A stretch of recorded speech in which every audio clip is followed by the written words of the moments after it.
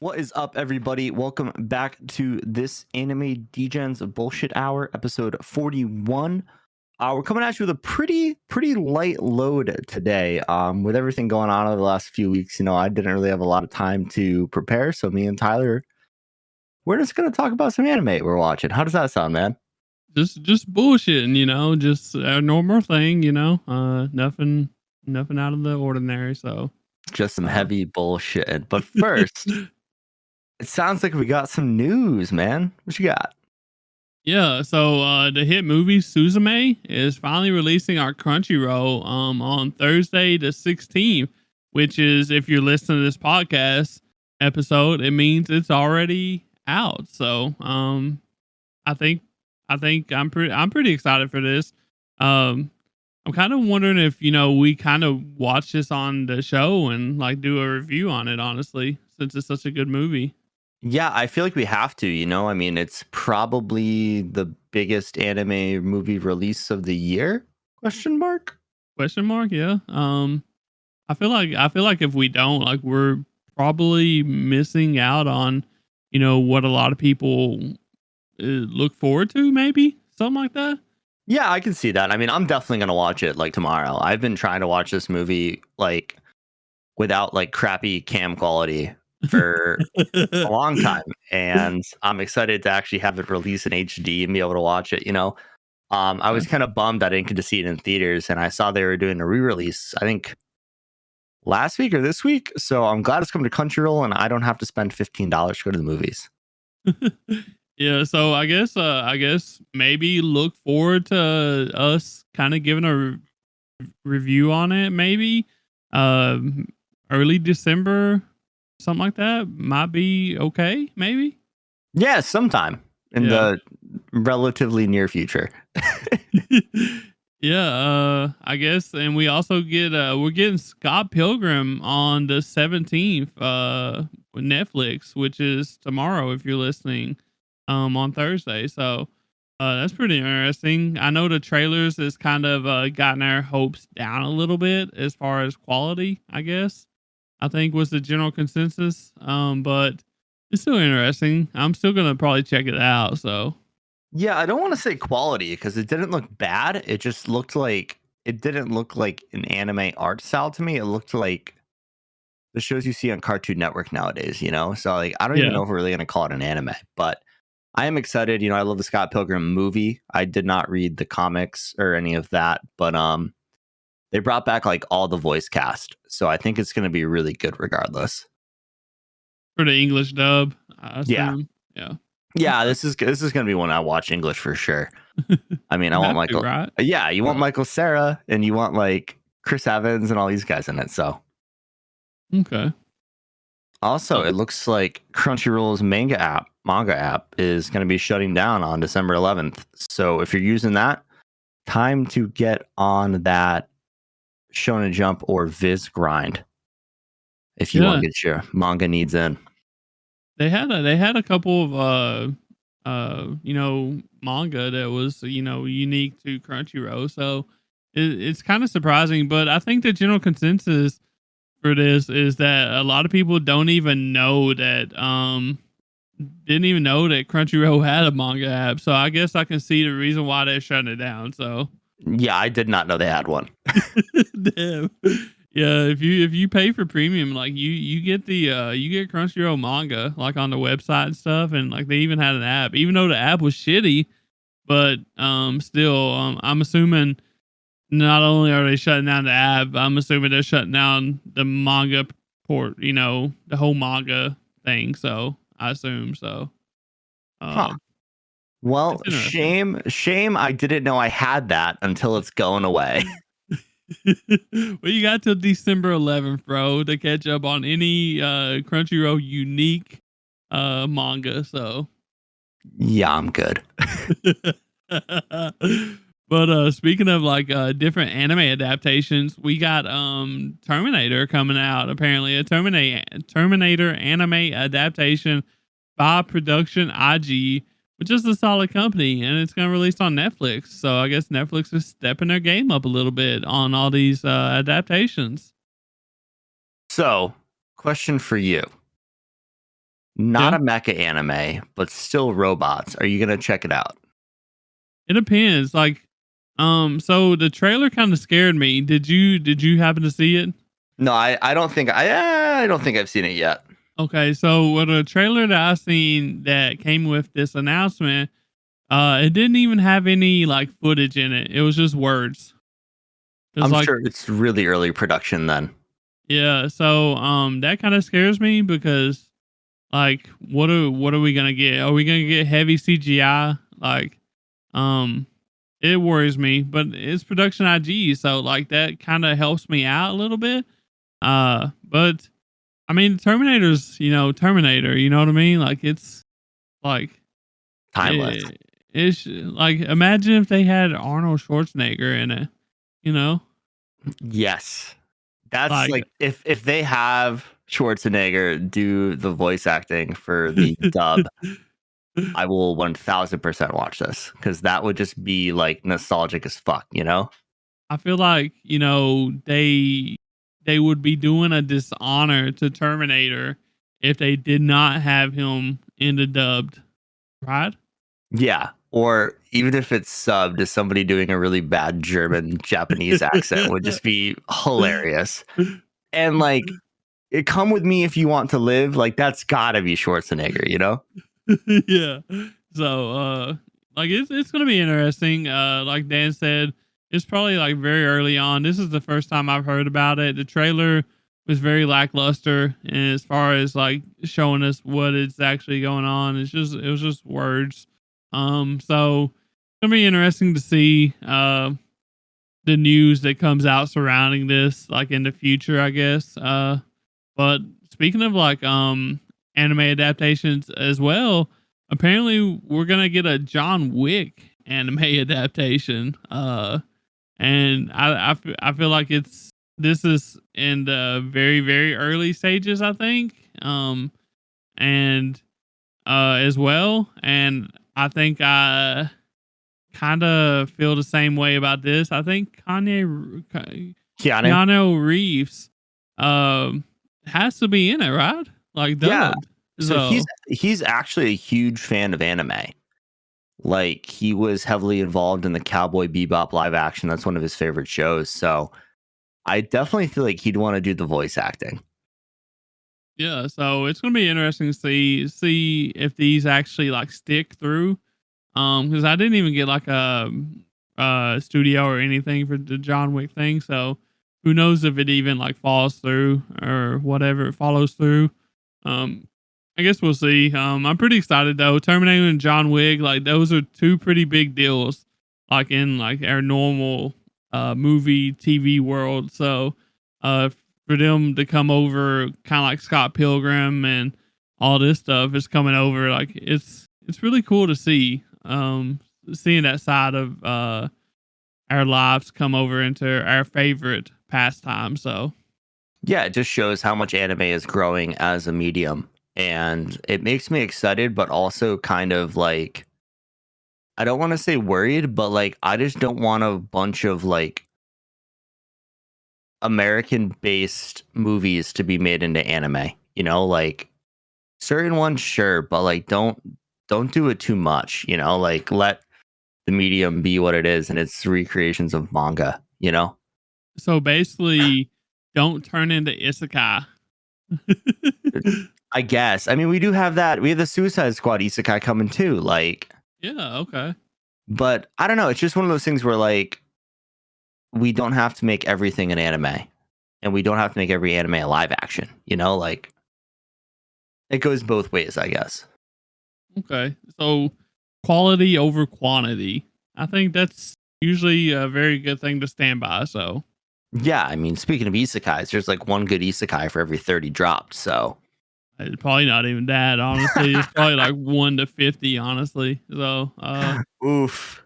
like think about it. Like this year, like how many isekais do you think has been dropped this year, and how many was actually enjoyable slash good? Good enough. Yeah, the ones I watched weren't that good. So there Yeah. wasn't a lot of them though. There's literally like probably hundreds of isekais that dropped this year, and I can probably count on one hand ones that I would recommend to other people to watch. And I didn't watch everything because most of them just look trash. So, and they probably are trash. So, 'cause that's just the way it is now. Well, speaking of shows we don't think are trash, do you want to get into some fall impressions? Yeah, let's do this. So, we're almost halfway through the fall season now. So we figured we'd go ahead and talk about some of the shows from the fall that we've been enjoying so far. You can call these shows Degen approved. Do you want me to go first, Dan, or do Yeah, go you? for it, man. So I'll start with one of my top three. Outside of the rundown, of course, we're not going to talk about the rundown because we talk about the rundown every week on the weekly rundown. So, uh, Can you say um, rundown one more time? I'm gonna give y'all a rundown on my Rundown. top three shows. Outside of the rundown, though. Yeah, outside of the rundown. Uh, where's Bass at when we need him, bro? The only show Bass has watched outside of the rundown this season is about 20 episodes of Attack on Titan this weekend because we were trying to make our buddy watch it. Really? Okay. Oh, Trying to yeah. put him onto some disappointment, I guess. Nah. First season was gas, dude. Yeah. I really enjoyed it all, honestly, for the most part, for what it was, you know what I mean? Except for the time, the waiting period, which is horrible, but it shouldn't have took 10 years, bro, for No. 4 seasons, so definitely. That's worse pacing from One Piece. Late One Piece. But yeah, I'll get right into it. Top 3 in no order. I'm not going to put any orders on this. But my first one's going to be Yuzuki Family's 4 Sons. And this is made from produced by Shuka. I haven't ever heard of them. But it's a studio apparently. Maybe it's one of their first ones. I'm not sure. But this is a dramedy, a drama slash comedy slice of life. It is 12 episodes, and basically it follows the life of 4 brothers. The oldest, that's a young teacher, and also acts as like a father figure to the other 3 brothers. 2 middle-aged teen slash preteen boys, and 1 younger brother. We're talking like maybe 5 to 7 or something like that. I really like it because it's a fun slice of life. It somehow manages like to make me laugh and cry in the same episode, honestly. They do a really good job at showcasing each of the brothers weekly and what they're going on, what's going on in their life, what they're going through. And I feel like some of the situations that are happening are kind of relatable for me as a viewer. And the dialogue really do be spitting facts most of the time. Uh, there's the only thing I really don't like about it is that it's only going to be 12 episodes, and then I'm going to have to wait for more. I guess it's one of those things I might have to pick up the manga for because I'm just really enjoying this so much out of the fall season. So Nice. But I guess that's it for my first one. It's Degen approved. Yuzuki's Family 4 Brothers. You might like it, Dan. Honestly, even though it's slice of life, so it's really fun. So Okay. Might have to check it out. If, it's got the Tyler seal of approval and it doesn't revolve around high school girls, it might be good. yeah, I mean it's got some like themes of romance in it, but it's more about like just 4 brothers trying to make it after their parents died kind of thing. So it's really relatable, I think, for a lot of people. Me for sure. So Awesome. Well, so my first one I'm going to get into, and I really only have 2 shows that I've been consistently watching outside of the rundown, and I have a third that it's on my list. I watched the first half of the season, but I haven't got there yet. to watching it because I kind of forgot it was coming out, and then I was like, oh shit, there's like 6 episodes of this out, and I meant to watch them on the plane ride on Tuesday, and I took a nap instead. Much needed nap. Hey, naps over anime anytime, I would think. You know. But to start, so I've talked about this show a lot on the podcast, and that is MF Ghost. So if you guys haven't heard me talk about this, it's a continuation of Initial D, and it's all about race cars going fast. And like my boy Ricky Bobby said, gotta go fast. If you're not first, you're last. So currently it has a 7.68 on Mall. It's done by Studio Felix Film, and it's slated for 12 episodes. I thought the plot it's okay. It's like nothing crazy so far, but like the last 4 episodes have just been racing. So I've been a big fan of this. It's just like drifting, tactics, how to approach a race, like all this stuff that as like a car nerd, I'm a big fan of that. And it definitely has that Initial D feel because we're watching 5 episodes of just cars going vroom. So I'm a big fan of that. Yeah, I know you was pretty hyped about it when we did our fall look ahead or whatever. I think I don't know if you was more excited for the races or the beats, honestly. Probably the beats, honestly. The beats haven't been hitting as hard, but they're there. And we'll get random like bursts of Eurobeat, and I'm all in on that. But one thing I will say is that the main character, Kanata, he's kind of boring. And like he's just really level-headed, cool, calm, and collected, which fits his character really well. But like, you know, I've just gotten so used to like a little bit of that shonen pizzazz, you know, like a little bit of funniness. So we haven't really seen that too much. Also the angels, who are the girls who wear very skimpy clothing. Charlie's Angels? No, the MFG angels. Oh, okay. So basically, these are just women wearing really, really small underwear, and they're like cheerleaders for the races. And I guess the fans of the races really like these girls. I would say so. But there is a little romance. There's a little drama in that sense, Tyler. So you might like that. One of the angels has a thing for a boy Kanata there, and one of his rivals in the racing is obsessed with this chick. So we got a little triangle going on, you know, your favorite kind of thing. Okay. I see that. So, you know, since we're talking about, you know, racing and stuff like that, you said the MC was a little boring or whatever. And it, you know, one thing that popped in my head at the time was going back off of what we talked about in the intro. What if we made a Fast and Furious anime with Vin Diesel? When you're here, your family. Family. I what would we think about that? So with I think you know the was it rap the Luda? rap beats and shit going on, you know? I think that could be really interesting. I mean, we are getting really heavy on our bullshit with this topic, but no, this is what I thought of, you know, like I'm curious. I'm really curious, like how well that would be perceived. So I think if they kind of got more back to the roots of the Fast and Furious franchise when it was about racing and not saving the world, okay, it could be kind of cool. Like if they did like Tokyo Drift. And that could be kind of cool, like an American. I mean, that's basically the plot of Initial D, but you know, foreigner comes and dominates racing, and we get like crazy drifting down sides of mountains. So, like, I'd be in on that. I mean, my favorite part of the show has been the racing. Like, it's been really cool to see how they talk about.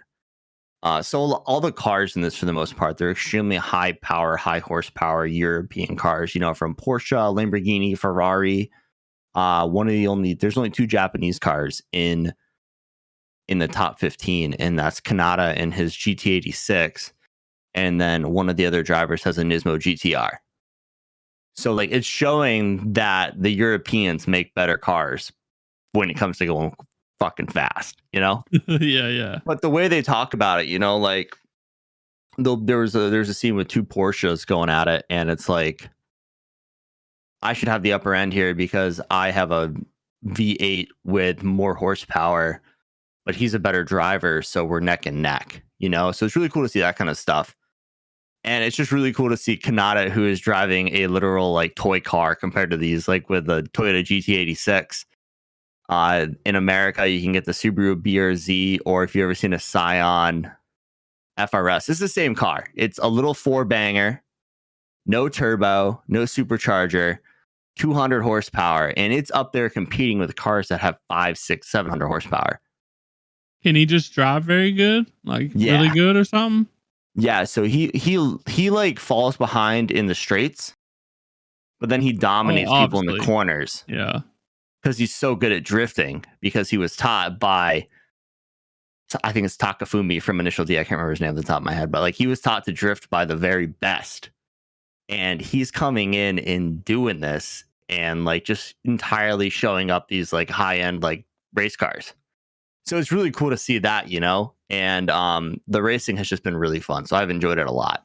Can I he not like afford a better car? Or, like, is that like his just choice of car that he prefers to drive? So when he came over, he was given a car by like a family friend, basically, and it was a car that he used to race, but it's a stock GTR. You know, so I think he's gonna get some upgrades because he's getting some sponsors and stuff on his side. It looks like. So hopefully they put a turbo on this bad boy because I want to hear some whistles. Hell yeah. I want to hear that blow off valve, baby. I got you. But Okay, yeah, like interesting. I've really enjoyed it, man. If you enjoy cars in general, like you'll enjoy this show, and it's a little easier on the eyes than Initial D. So if you enjoyed this and you watch it, definitely go back and watch Initial D after, because Initial D is just peak car anime, you know. Okay. I haven't seen either, so but I've always been kind of interested in trying it out, you know. It's holds a special place in a lot of people's hearts, so uh but Yeah, that's all I got. Toyota GT80 Cisco Burr around the corners. I guess I'll get into my second show, and that is Apothecary Diaries. Um, this is the one that kind of started a little bit late, I think, 2 or 3 weeks into the fall season, but it dropped like 3 or 4 episodes all at once, I think, to make up for it. It's made by Studio OLM and Toho Animations. It is a mystery drama, and it's gonna have 24 episodes. And basically, this show is about a girl named Mao Mao who is raised up as an apothecary by her father, and she gets kidnapped and sold off as a servant to the emperor's palace. And there she tries to like just tries her best to stay under the radar type of deal, but her character is so curious and um stuff like that she finds it hard to do that because she gets herself into situations that um cause her to elevate herself, I guess you can say. And um yeah, so apparently she's only has to stay as a servant for so many years. It's weird. Like she got kidnapped, made a slave basically, sold off to be a servant or whatever. So it's the whole interesting thing. I like this show because it's very pretty. It's very beautifully animated. Mao Mao's personality and just her dialogue in general is so fun to watch and listen to. It feels a little bit slice of lifey at times, but I was curious about what it was going to be overall. Um, and it's interesting, and it's like an interesting and unique look inside of like the royal lifestyle as a servant that is working their way up the ranks on accident, I guess you could say. um and also there's a character, Jinshi, who is like a what's it called, a eunuch. And their dynamic between him and Mao Mao is just really fun. He's like a high ranking eunuch, and he's kind of used as like um a bait. I'm sorry, you just said high-ranking eunuch, and I'm like laughing at that statement just because he's a high-ranking guy who can't get a boner. Yeah. Well, like out of all the eunuchs there, he's one of the higher ranked ones. But it's interesting what they do. Like, so you get to really see like the inside of like I guess the emperor's like lifestyle, I guess you can say, with all the concubines and stuff like that. And they basically use Jinshi to like he's very pretty. He's a very pretty guy, and they use him as bait to see if any of the concubines and stuff, make moves on him. Sort of. It's interesting. Huh. Yeah, it's a very interesting dynamic, and especially between Mao Mao and him, like everyone else kind of like fawns over him, pretty much, and Mao Mao just like uh is a complete opposite. She's just disgusted by him halfway. So it's fun. This show is, I think almost anyone could watch this and enjoy it. Just it doesn't have action in it, obviously, but as far as like the daily like the mystery that goes along with it, and the drama plus the comedy scenes, like it's really fun. I recommend this to almost anyone. It's one of my top shows of the fall, honestly. Like I would put it up there with frieren, honestly. So Wow, that's some high yeah, praise yeah. for a show about castrated dudes. Well, it's not about castrate. It's just him. He stands out. He's like one of the main side characters, I guess you can say, because Mao Mao is like the main chick. So, but it's interesting if you like the sciencey, apothecary type shit, but uh, going along with like the emperor, like royal, uh kind of theme, I guess you can say, and learning the ins and outs of what goes on in that kind of situation. It's really interesting. So, Huh. but That, I would check it out if I was you, Dan. So it's yeah, I really mean, good. So I love science, so that part would be very interesting, and it kind of like that's like one of the things like about Full Metal Alchemist is like actually going into the alchemy. So if they do that with the chemistry of Apothecary, that'd be really interesting to see. like one of the interesting things about this is that she's used her body to test out poisons and stuff so much that she's made herself immune to poisons, kind of, in some way. Like she basically gets a job as like a poison sensor, I guess you can basically say.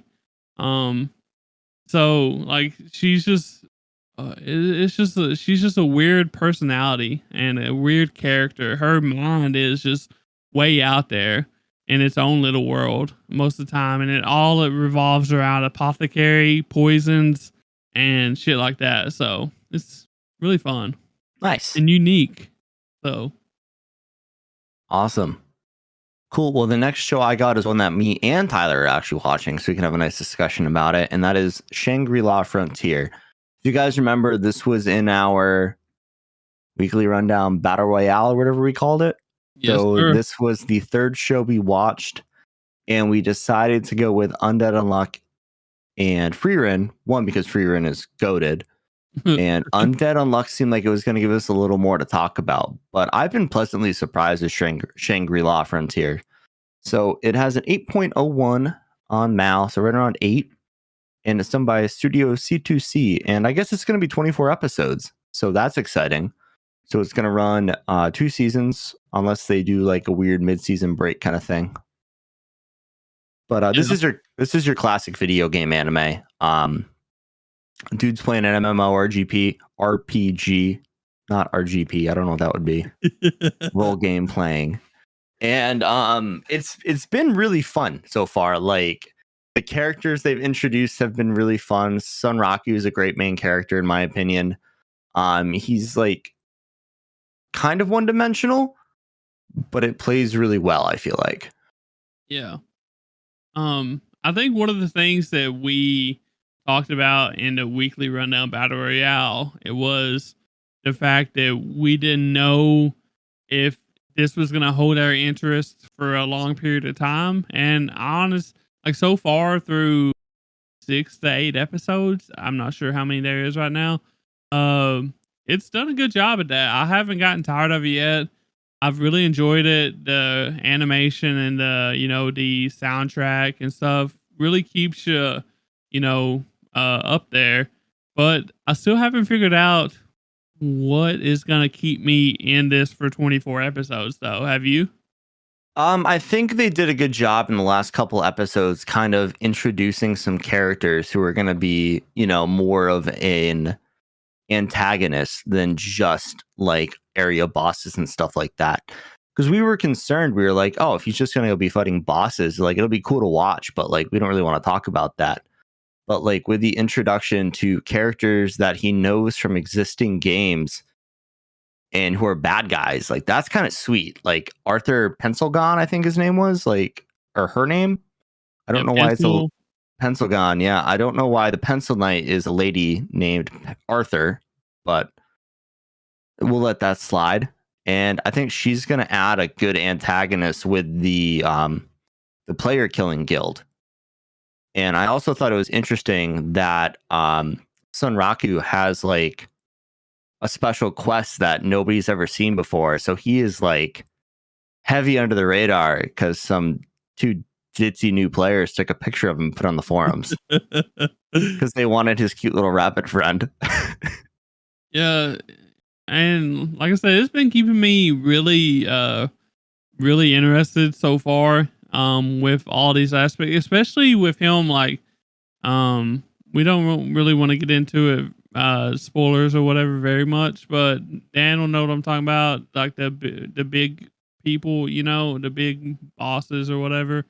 With all that dynamic, that got me interested a lot too. Uh, but I just we're 6 to 8 episodes in, and if this is all we got though, like I would be kind of worried about 20, like 18 to 20 episodes in. Like, what are we gonna be doing then? You know what I mean? So Yeah, there's definitely a few plot points that are going to be fun to build on. I mean, you have the Seven Colossus. Is that what they call them? Like yeah, the really big baddies. And was it unique spawn monsters or monsters. something? Yeah, something like that. But these things are like incredibly difficult. And light spoiler, Sonraku's met one of them, and it's had a very big effect on his game playthrough. So I think that's a fun like addition they made there. But I still think that the introduction to human players from other video games is going to be really interesting because it's not just NPCs or game elements at that point. Like this is tension with real people who want to play the game in a very different way than it's supposed to be played, Yeah. These are people that's used to playing trash games apparently, which make them very high caliber, or so we see anyways. So Yeah, Sunraku's a badass. yeah.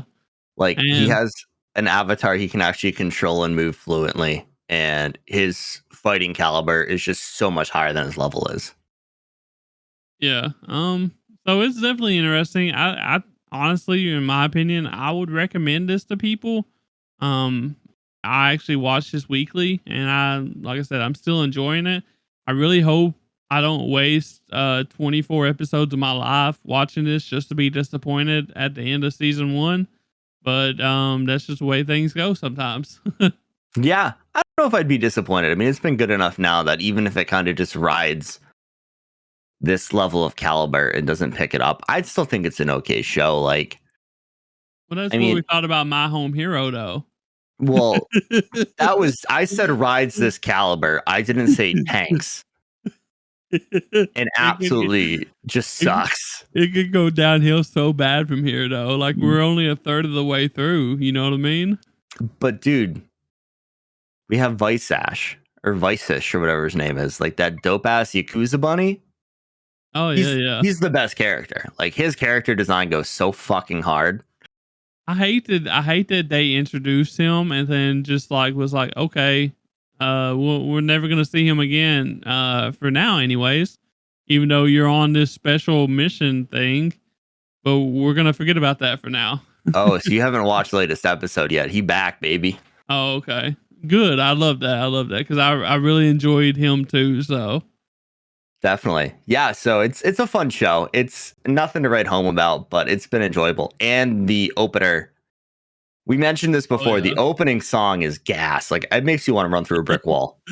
Like, you should be listening to this shit before gym, honestly, before you go work out or run or do whatever, bro. Yeah, Wake up in the morning.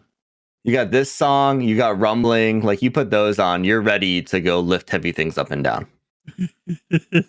Good. Yeah, you'll be like Zorro then. So just going Drunk? crazy. No, lifting, bro. Lifting while drunk? Uh, I mean, some people do it, you know. That's Zorro in a nutshell, right? Yeah. I mean, I think that's a very good choice of a song that you could probably drink to too, because you would probably fall down, honestly, though, for banging your head too much. What you got But, next, dude? but I guess I'll get into my number 3 of my top 3 outside of the rundown. We're going to give a little rundown on this one too. 100 girlfriends who really, really, really, really, really love. Really, really, No, no, really, only 5 times, really, bro. I said it really, 5 times. really, Love really, you. really. The 100 girlfriends who really love you, bro. And this is made by Bibury Animation, I believe it is. And this is a ecchi rom-com. Basically it's about Rentaro praying at a shrine for better luck at getting a girlfriend in high school. But instead he gets cursed kinda with meeting 100 soulmates. And the catch is, if he refuses to go out with any of them, they will die. Which is a very interesting thing. So, what do I really like about this? It's really funny, honestly. It makes me laugh each episode. He has 4 girlfriends right now, through 6 to 7 episodes, and they're really doing a great job with like screen time and meshing them together and like naturally, I guess, and kind of making it work. You know, making it feel like it's working. And they've actually had some like really good discussions, honestly, in the episodes when it comes to being okay with all these girls, you know, being girlfriends together. You know what I mean? It gets into some interesting conversations. It basically knows what it is and it embraces it. So if you're into, like, you know, the harem, the rom-com harems, like the funny shit, that'll have you laughing, this is it. This, like I said, it knows what it is. It knows what it's not. It embraces it. I'm pretty sure, if I remember correctly, this does some fourth wall type shit sometimes too. So that's interesting. Uh, um, the one of the, you know, obviously the things that I dislike about it, as I said, it's an ecchi. But I feel like this show could really do a good job without the excessive fan service. Because not only is it like fan service, like it's really out there. Like, you know, you got people falling into each other's like private sections and uh Nice. you know, all that stuff. And this is high school we're talking about, you know, so it's a little bit excessive. I think it would be mature etchy at this point, and I think it could honestly survive without that. Because it does the comedy so well, and I think that those moments kind of ruin it in some situations, especially since this is a high school setting. Um, but I know, all the edgy fans out there, they really enjoy that type of stuff, so it makes it even better for them. So it is what it is. But I've been really enjoying this. I've been laughing every week, like a lot. So it's better than Rent a Girlfriend, honestly, as far as comedy goes. That show wasn't funny, so that's not hard to do. I thought it was funny. I know you did. And honestly, you would probably hate this show, so I wouldn't recommend you watching it then. Yeah, So, no, this is definitely not up my alley. but overall, I would recommend you watching this if you can stand etchy and if you like rom-coms and you like to laugh. So Awesome. that's my little spiel about it. So my next show is funny enough, I haven't started this current tower, I guess. So it's Dr. Stone. I really enjoyed the first part of season 3, and I just kind of forgot it was dropping in October. And then all of a sudden I was like, why does Dr. Stone keep showing up on my feed on Crunchyroll? And I clicked on it, I'm like, oh shit, there's like 6 episodes. I got to catch up on this before we record this. And then I took a nap. Yeah. But I'm excited to see where it goes. The end of the first core was it was a good, like, left some tension. So I'm excited to see where it goes. And if you guys are watching Dr. Stone, you know this show's pretty good. So definitely, if you haven't checked it out at all yet, definitely recommend you check it out at least a little bit. Okay. Is that all you got for Dr. Stone? Yeah. I have no Okay. idea what's going on in it right now.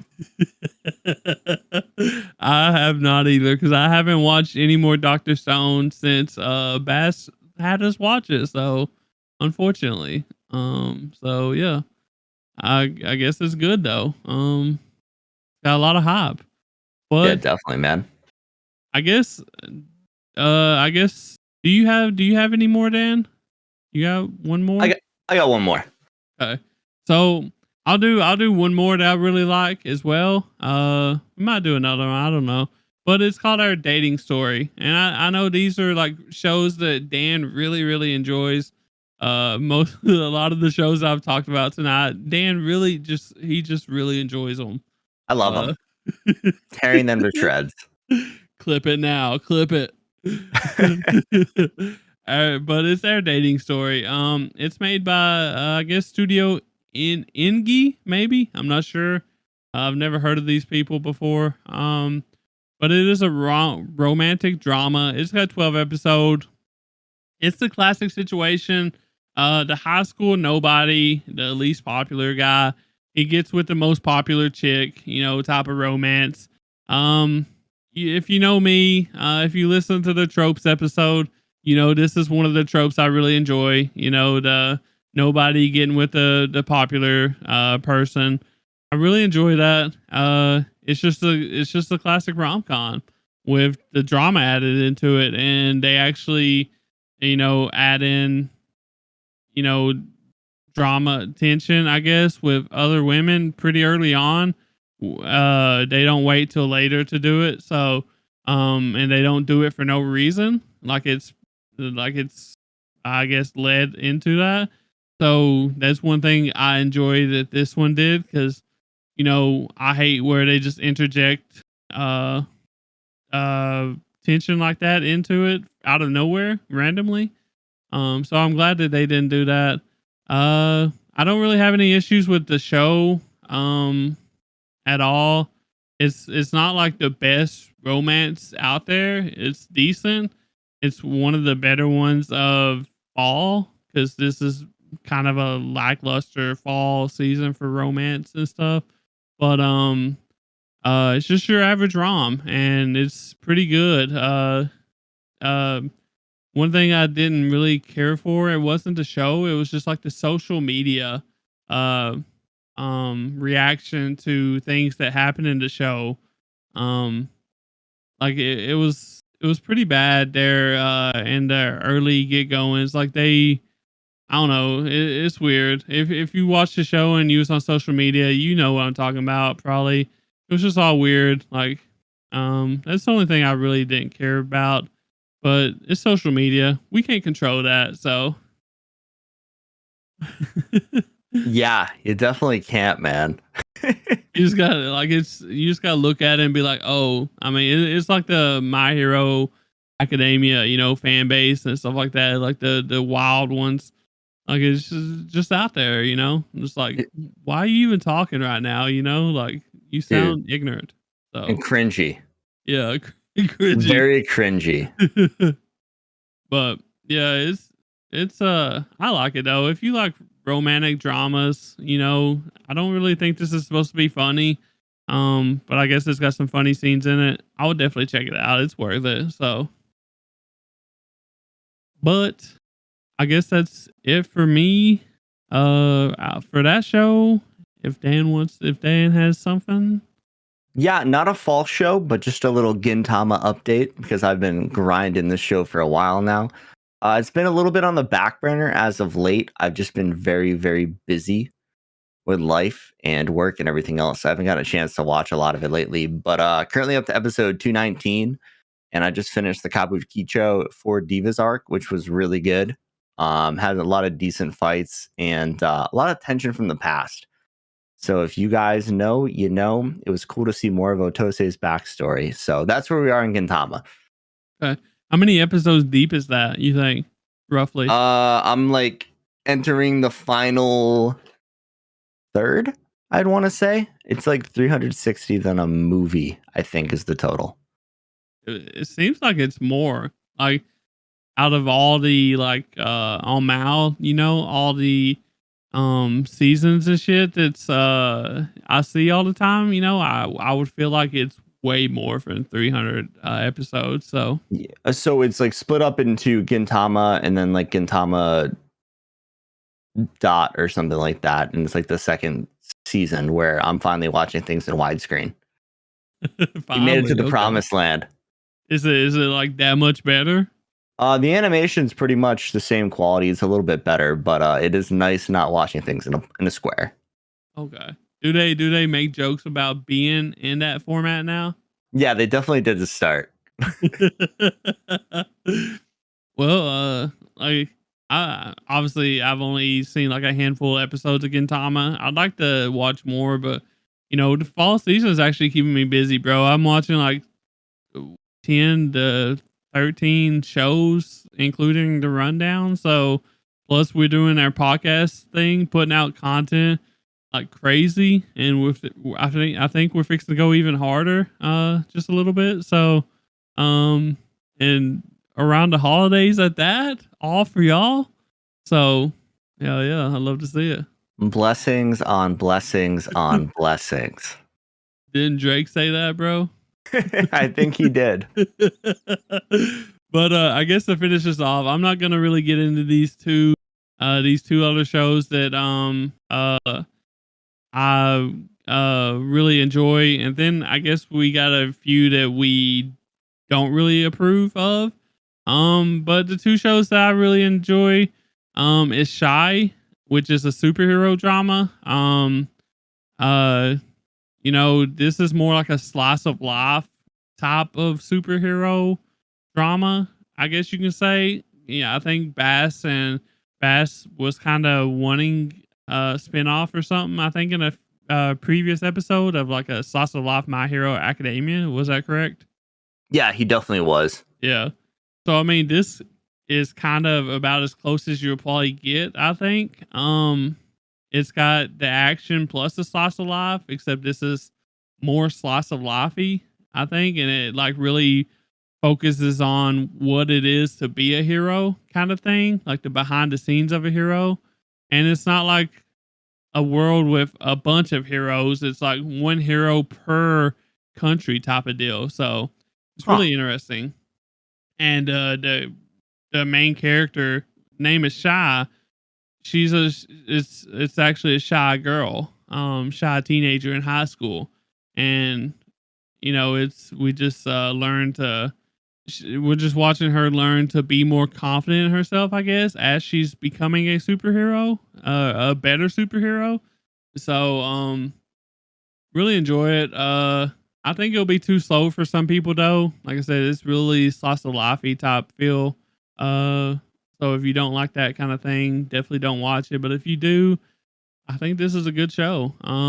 And my last one, my new boss is Goofy. It's by A1 Pictures, and it is a comedy. It's like a workplace comedy type thing. It's got 12 episodes coming out. Basically, the main character is like left his job because his boss was a dick, basically power tripping dick, and he's got that he goes to a new job and he kind of has that hanging over him still. Like, what if my new boss is, you know, he's got that shock factor in him still, I guess you can say, if that makes sense. And his new boss is quite the opposite. In fact, his new boss is Goofy. And he's pretty kind as well.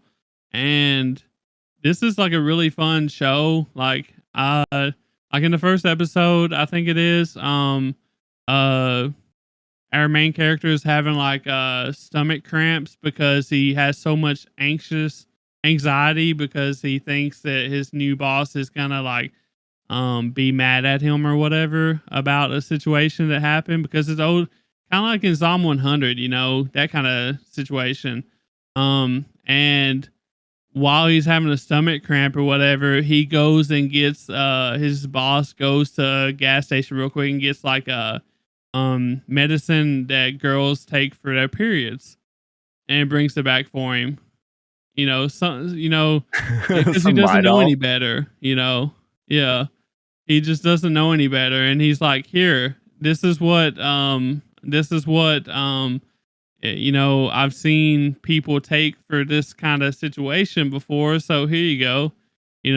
And it's pretty funny. I find myself chuckling a lot.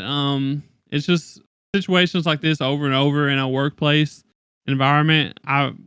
I feel like it could probably get repetitive, maybe, if you don't like this type of stuff.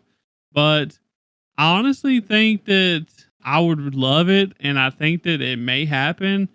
I think that there might be a little romance be added to it in the future, a little bit of BL, which would be really interesting between them two. Like to, um, I guess, develop his character, like heal him, kind of, in a way that would, be really interesting to see. So, Nice. Some but romance is brewing. yeah. So, but that's I don't even know how many shows I just talked about, but that's what All I of them. approve of. So that's what I approve of this fall. The rundown shows as well. I think Dan's got one that he does not approve of, and I think I got one too.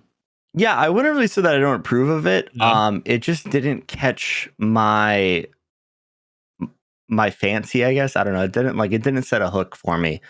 And it's one of the shows I started watching this season that I just kind of like just stopped watching. And that's Ron Kamonohashi's Forbidden Deductions. And this is kind of like a criminal slice of life. It's about like a detective who is bad at his job, and he gets linked up with like a super detective who's not allowed to be a detective because he has this like paranormal ability that when he solves a crime, he tells the guilty person to basically kill themselves.